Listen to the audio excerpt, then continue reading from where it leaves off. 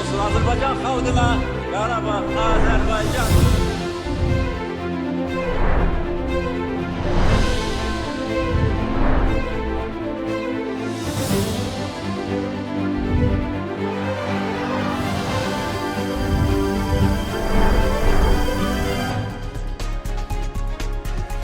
Həftənin əsas hadisələrinə xəbərin statusunda işıq tutmağa çalışacağıq. Hər vaxtınız xeyir.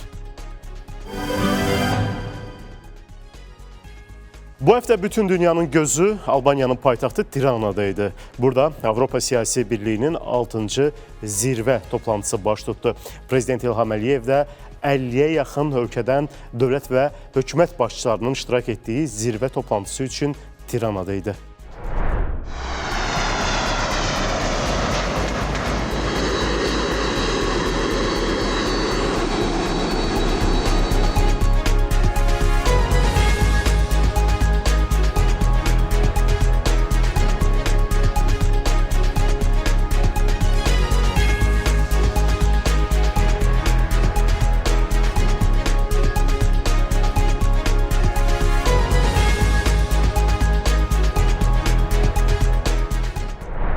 Əvvəlcə Avropa Siyasi Birliyi 6-cı zirvə toplantısının açılış mərasiminə bir daha nəzər salaq.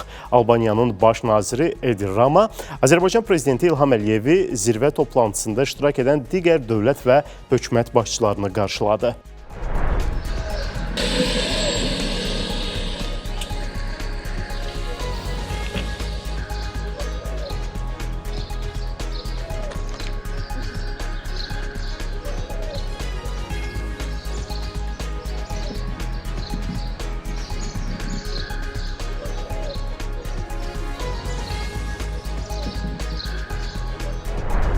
Zirvə görüşü həm də mühüm görüşlərlə yadda qaldı.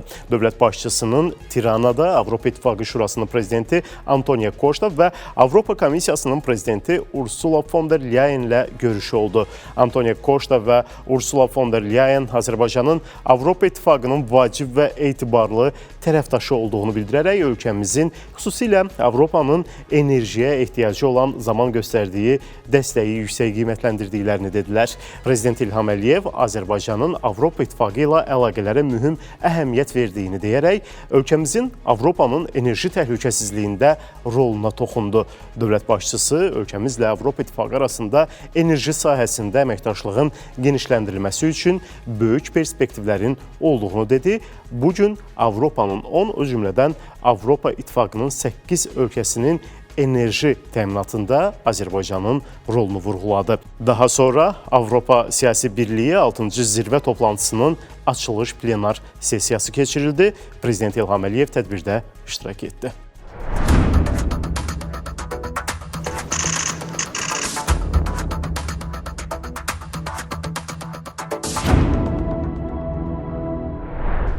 İndi isə qeyri-rəsmi görüşlər barədə. Avropa Siyasi Birliyinin 6-cı zirvə toplantısında iştirak edən Ermənistanın baş naziri Nikol Paşinyan dövlət başçımıza yaxınlaşaraq birgə kofe içməyi təklif edir.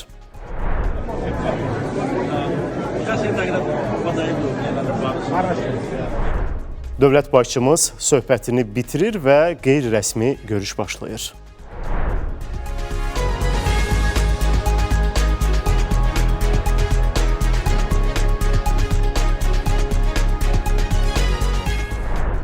Söhbətin mərkəzində sülhlə bağlı məsələlərin dayandığı şübhə doğurmur.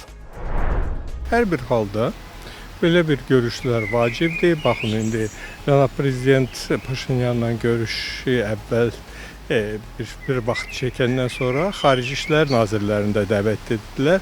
Onlara da müəyyən bir tapşırıqlar da verdilər. Düşünürüm ki, dialoq davam olunacaq. Bütün hallarda təmasların, yəni dövlət və hökumət başçıları arasındakı təmasların müsbət olduğu qənaətindəyəm. Azərbaycanın mövqeyi aydındır. Cənab prezident dəfələrlə bununla bağlı ən müxtəlif kürsülərdən ölkəmizin mövqeyini açıqlayıb və bu mövqe ədalət prinsiplərinə xidmət edir. İndiki şəraitdə isə Ermənistanın bu prinsipləri qəbul etməyəcəyi təqdirdə təbii ki, sülh müqaviləsinin imzalanması da mümkün deyil. Çünki Azərbaycan ilə irəli sürdüyü tələblər əslində sülh müqaviləsindən çıxarış edilərək ortaya qoyulan prinsipial mövqedir. Yəni əgər bir ölkənin konstitusiyasında digər ölkəyə qarşı ərazi iddiaları davam edirsə, həmin ölkə ilə sülh müqaviləsinin imzalanmasında qənaətimə görə ehtiyaclı qalmır. Ümumilikdə isə Avropa Siyasi Birliyinin 6-cı zirvə toplantısı maraqlı anlarla yadda qaldı. Ev sahibi Albaniyanın baş naziri Edi Rama'nın idman ayaqqabılarından tutmuş,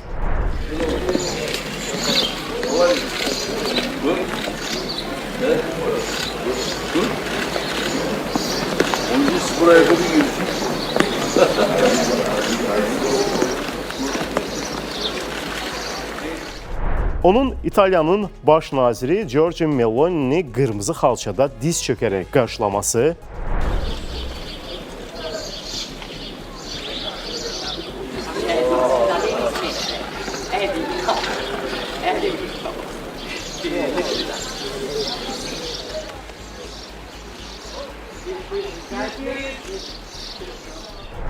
və təbii ki, Prezident İlham Əliyevin Avropa İttifaqının xarici işlər və təhlükəsizlik siyasəti üzrə nümayəndəsi Avropa Komissiyasının vitse-prezidenti Kaja Kallasla görüşü zamanı kübar davranışı tarixin parlaq səhifələrində dünyaya bəxş olunan pozitiv mesajlar kimi qalacaq.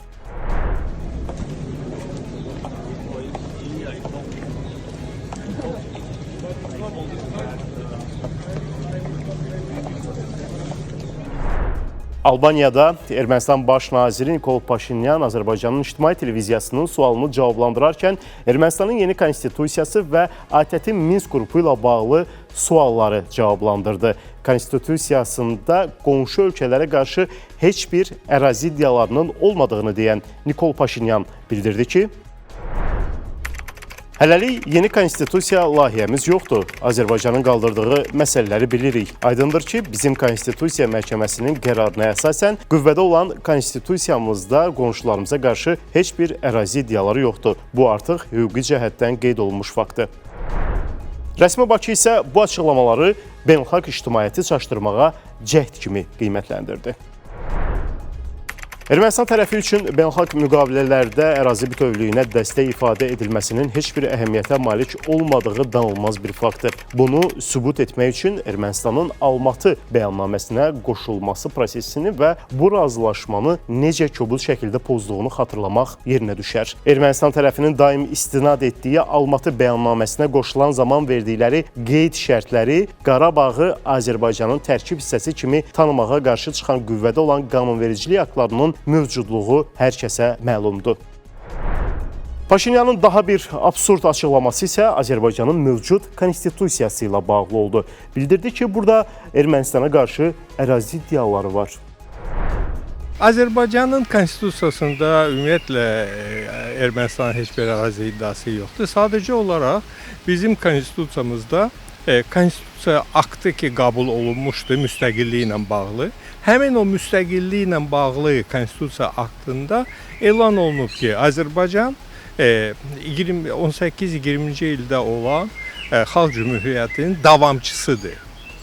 Ermənilər bunu Gürcüdə yazıb, bunu bütün Baltik respublikaları da yazıb. Bunu erməni yaza bilmir, onun ki, vaxtilə Ermənistan Respublikası olmayıb.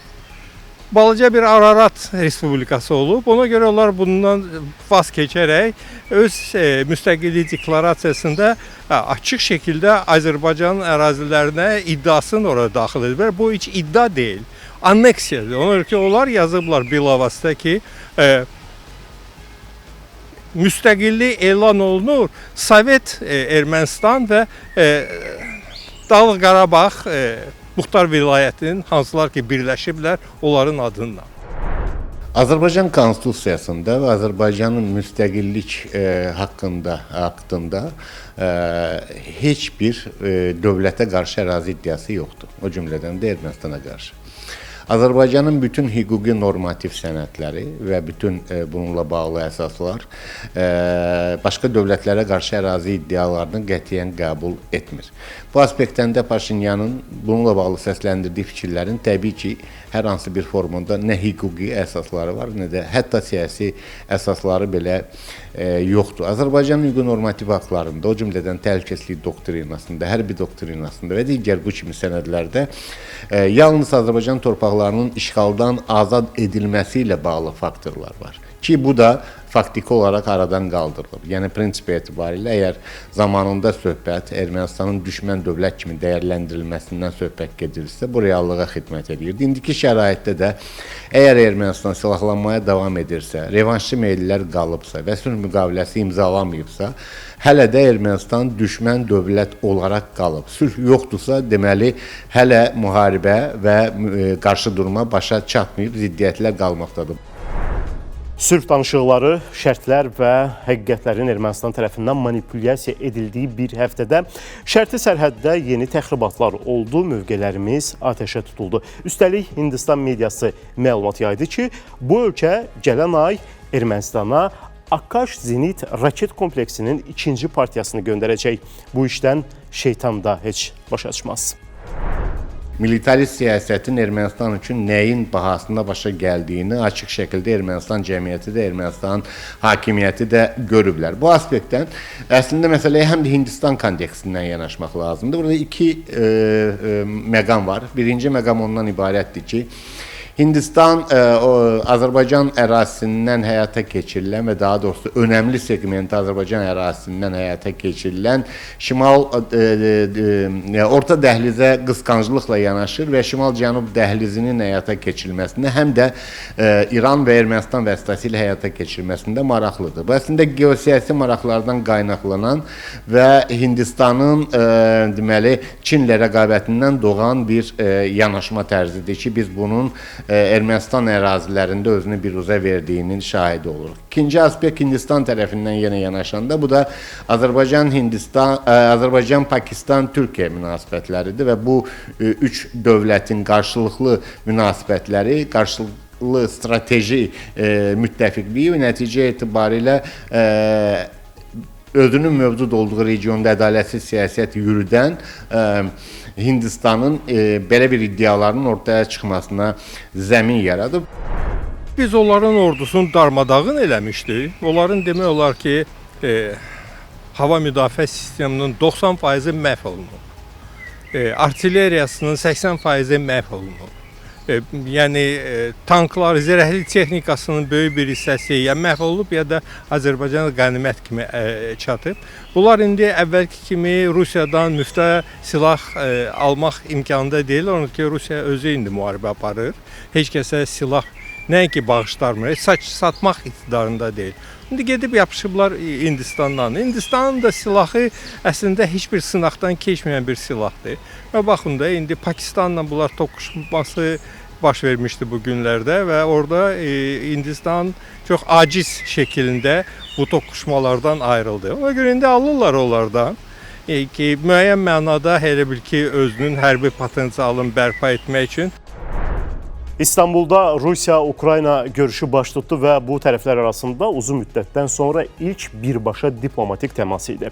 Görüşün təşəbbüskarı isə Türkiyə prezidenti Rəcəb Tayyib Ərdoğan idi. Məqsəd Rusiya və Ukrayna arasında davam edən müharibənin gərginliyini azaltmaq və insani mübadilələrin genişləndirməsi ilə bağlı konkret nəticələr əldə etmək idi. Görüşün prezidentlər səviyyəsində keçirilməsi gözlənilsə də bu baş tutmadı. Ukrayna prezidenti Volodimir Zelenski Türkiyəyə gəldi, amma qarşı tərəf yox. Rusiya tərəfini prezidentin köməkçisi Vladimir Medinski, Ukrayna tərəfini isə müdafiə naziri Rustem Umerov təmsil etdi. Təqribən 2 saat davam edən görüşdə cüzi razılaşmalar əldə edildi deyə bilərik. Hərbi əsirlərin mübadiləsi. Tərəflər ümumilikdə 1000 hərbiçinin qarşılıqlı dəyişdirilməsi ilə bağlı razılığa gəldilər. Bu, 2022-ci ildən bəri ən böyük mübadilə sayılır. Sülh danışıqları üçün platformanın qorunması. Tərəflər İstanbul platformasını gələcək danışıqlar üçün açıq saxladıqlarını bildirib, lakin siyasi sülh razılaşmasına dair konkret irəliləyiş əldə olunmayıb. Putin ora gəlsəydi, ora Trump da gəlsəydi, ola bilsin ki, yüksək səviyyədə indi əsas hamı gözləndiyi bir şeydir. Atəşkəs elan olunsun. Düşünmürəm ki, bu qərar bu indiki aparılan danışıqların nəticəsi kimi əldə olunsun.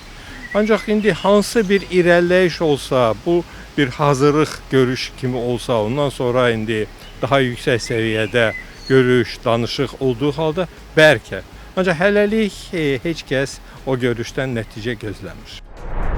Rusiyanın məsələyə yanaşma tərzi ortalıqdadır. Rusiyanın irəli sürdüyü tələblər və şərtlər var. Eyni zamanda Ukrayna tərəfinin də irəli sürdüyü şərtlər və tələblər var ki, indi şəraitdə bu şərt və tələblərin uzlaşdırılması mümkün deyil. Rusiya qərb liderlərini çoxdan dişinə vurub və atacağı sərt addımların qarşılığında onların Rusiyaya qarşı ciddi bir davranış sərgiləyəcəyini düşünmür. Başqa bir məsələ sahə üzərində gedən proseslərin fərqli istiqamətə yönəlməsidir. Yəni, prinsip etibarilə əgər onu nəzərə alsaq ki, məsələn, bir il bundan öncəki vəziyyətdə Rusiyanın mövqeləri indi daha üstündür. Həm Kursk azad olunub, yəni Rusiya ərazisində hər hansı bir münaqişəli vəziyyət yoxdur, müharibə vəziyyəti və Rusiya tərəfi də addım-addım da olsa irəliləməkdədir. İstehkamlarını möhkəmləndirib, eyni zamanda hava hücumundan müdafiə sistemlərini də möhkəmləndirib ki, bu da artıq son dövrlərdə nəzərə çarpmaqdadır. Bu aspektdən də Rusiya sahə üzərində əldə etdiyi üstünlüyü masaya daşımaq istəyir. İstanbul görüşündən bir neçə gün öncə Birləşmiş Ştatlar prezidenti Donald Trump İstanbula gələ biləcəyi ilə bağlı bir neçə dəfə açıqlama verdi. Lakin gəlmədi. Görünən odur ki, bu açıqlamalar Ukrayna prezidentini də ümidləndirmişdi. Lakin nə Trump gəldi, nə də Putin. Birləşmiş Ştatlar prezidentinin niyyəti nə idi? Trump administrasiyasının elan etdiyi bəyanatlarda da, yəni açıqlamalarda da yer almışdı ki, əgər Rusiya prezidenti gələcəksə Trump iştirak edə bilər, amma bəlli olduğu kimi Rusiya prezidenti gəlmədi. Əslində bu gözlənilən bir yanaşma idi. Çünki Rusiya prezidenti Ukrayna prezidentini legitim dövlət başçısı hesab etmir. Bununla bağlı Putinin dəfələrlə açıqlamaları var. Eyni zamanda başqa bir aspekt də var burada ki, əslində Ukrayna tərəfi də, daha doğrusu Ukrayna Ali Radası da Ukrayna prezidentinə Putinlə görüşməyi qadağan etmişdi. Amma bütün bunlara baxmayaraq, yəni Zelenski gəldi İstanbula və danışıqlara hazır olduğunu bildirdi. Başqa bir aspekt əslində mane olan aspekt Zelenskinin İstanbula səfərdən öncə verdiyi açıqlamalardır və bu açıqlamalar da xarakterik baxımından, yəni Rusiya dövlət başçısının xarakteri və baxış bucağı baxımından nəzərə alsaq qəbul edilməyəcəkdir. Çünki mən buradayam, səni gözləyirəm və s. bu kimi mesajlar əslində müharibədə indiki şəraitdə məğlub olan bir tərəfin mövqeyini ifadə edən yanaşma tərzi deyil. O aspektdən də Rusiya tərəfindən bunun qəbul edilməyəcəyi gözlənilən idi. Hazırlanmamış görüşü keçirmək və nəticə gözləmək də çətindir. Ona görə gərək indi bir ümidimiz olsun ki, bu görüş ki gedir, texniki indi səviyyədə, onlar daha yüksək səviyyədə görüş təşkil etsinlər və orada hansı bir nəticə əldə olunsun. Ancaq ona da belə deyək də tam ümid etmək çətindir. Hələlik nə Trump, nə Putin bir mənalı şəkildə müharibənin bitməsi ilə bağlı qərar verməyə hazır deyildir. Bu həftə Birləşmiş Ştatlar prezidenti Donald Trump'ın Körfəz ölkələrinə səfərləri ilə də yadda qaldı. Trump'ın Səudiyyə Ərəbistanı, Qətər və Birləşmiş Ərəb Əmirliklərinə səfəri həm iqtisadi, həm də siyasi baxımdan əhəmiyyətli razılaşdırmalarla yadda qaldı. Əldə olunan əsas razılaşmaların detallarına diqqət edək. İqtisadi və ticarət razılaşmaları. Ümumilikdə Trump'ın Körfəz ölkələrinə etdiyi səfər çərçivəsində 2 trilyon dollardan çox dəyərində sərmayə və ticarət müqavilələri imzalanıb. Bu müqavilələr müdafiə, enerji, aviasiya və süni intellekt sahələrini əhatə edir. Enerji sərmayələri. Birləşmiş Ərəb Əmirliyi Birləşmiş Ştatlara enerji sektorunda 440 milyar dollarlıq sərmayə yatıracağını açıqlayıb. Bu sərmayə Birləşmiş Ştatların enerji şirkətlərinin Birləşmiş Ərəb Əmirliyindəki layihələrinə dəstək verəcək. Müdafiə əməkdaşlığı. Səudiyyə Ərəbistanı ilə imzalanan müqavilə çərçivəsində Birləşmiş Ştatlar və Səudiyyə Ərəbistanı arasında hərbi avadanlıq alışı ilə bağlı 1 trilyon dollarlıq müqavilə imzalanıb. 5 il bundan qabaq Səudiyyədə olmuşdu. Orada da 200 milyard dollarlıq elə bil ki, silahın satışından söhbət gedirdi. Sonra vurtut heç 20-25 milyard dollarlıq da belə bir satış baş verməmişdi. Həlli bunlar daha çox niyyətdir. Sadəcə olaraq Trump sevir şişirtmək, heç də axıracan həllini tapmamış məsələləri. İndi o investisiyalardan da söhbət gedir. Bu deyir, az qala 4 trilyon dollarlıq bu ölkələr ABŞ-a investisiya qoymağa vəd veriblər. Ancaq o vəd hələlik sözdür. O konkret icra olunan məsələ deyil. Ancaq hər bir halda bəli, Trump maraqlıdır ki, ərəb ölkələrin vəsaitləri ABŞ-da hansısa bir böyük layihələrə cəmləşsin. Və eyni zamanda deyir ki, indi İsrailə dəstək verirəm, silah da verirəm, ayrı dəstək də verirəm. Ancaq bu xərcdir. Buradan isə onun qazanc götürmək istəyidir. İndi bu iş adamıdır, adətən öyrənib hər şeyi pula çevirməyə. Burada daha çox diqqət qənaətimə görə İrana yönəlib. Çünki digər körfəz ölkələri ilə Amerika Birləşmiş Ştatlarının münasibətləri yüksək səviyyədədir. Yəni bunu indi strateji müttəfiqlik müstəvisində dəyərləndirməsək də ən azı qarşılıqlı olaraq ciddi əlaqələri var. Bu birinci dəfə deyil ki, Səudiyyə Ərəbistanına Birləşmiş Ştatlar tərəfindən silah satılır və miqyas da bundan öncə də təxminən eyni qaydada olub. İndiki şəraitdə də məhz bu böyük bir silah tədarükünün, silah-sursat və hərbi texnika tədarükünün nəzərdə tutan aspekt həm də Birləşmiş Ştatların bütövlükdə regionda Səudiyyə Ərəbistanı vasitəsilə möhkəmləndirilməsinə xidmət edən addım kimi dəyərləndirilməlidir. Çünki söhbət burada təkcə hərbi texnikanın, silah-sursatın verilməsindən getmir. Çünki o hərbi texnikanı, silah-sursatı da istifadə edəcək Səudiyyə Ərəbistanının əskərləri olsa da belə onlara yenə də Birləşmiş Ştatların təlimçiləri və generalları deməli istiqamət verəcəklər. Prosesin içərisində Birləşmiş Ştatların dolayısıyla yer alacağı şübhəsizdir. Bu həftəlik bu qədər. Gələn həftə yenidən görüşənə qədər hələlik.